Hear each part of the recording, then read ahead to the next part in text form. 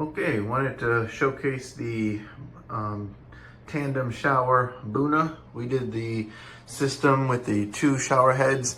We took 1 shower head and turned it into 3 shower heads, but I'll explain more in a little bit. So this is the chrome. Quite simply, it works well and I will test it, but I don't know if many of you had this question too, but we have a sort of funky system set up, but it works for us. So we actually installed this latch right here, which is at the main port to allow us to control or restrict the flow. We've always been partial to the water filter that you can get on Amazon. And what we did was we wanted to keep our handheld in place. Now the system doesn't work with all 3. So that's not why we have it, but we have sort of a large shower and we want to be able to clean it. And the reason why we like the handheld is that when we clean the shower, it allows us to wash the shower down pretty nicely and quickly. So what we did is we have the switch for the BOONA, but then we have attached an additional switch, which it's kind of funky and they don't really line up well. So that's why, again, we do it because we want to, meaning to say, so like if we try to put this switch on, you see it gets into the way of that switch. So I actually have to turn this switch this way and then be able to turn it on that way. And it's a whole thing, but again, it works for us. I just wanted to show you that it can be done. And then again, this piece is the shower head. So you have actually 2 adapters. This one came with it, and I attached this one so that we can have all 3 of them. So let's turn it on and show you what I'm talking about. So we turn on the shower by me turning on both of them. Okay, very nice pressure with that one. Very nice pressure with that one. You have the shower going, both of them at the same time. That's wonderful.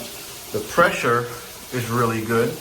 Now the interesting thing comes in where I want to be able to just flip this switch.